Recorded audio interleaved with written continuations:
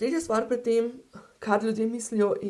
oziroma kar ljudje mislijo, da potrebujejo in, kar mi kot strokovnjaki vemo, da v resnici potrebujejo, je pa tudi to, da pravzaprav skozi ta osveščanja in ozaveščanja je,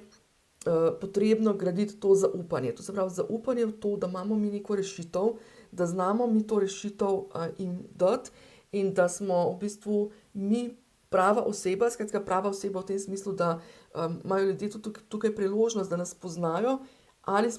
jim po domače rečeno sedamo, ne, a smo mi tista oseba, s katero bi si oni želeli,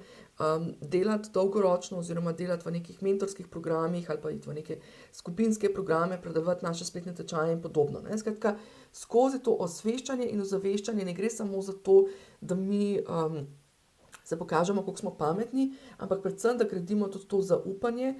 da ljudje nas prepoznajo, ali smo oseba, s katero bi si želeli delati.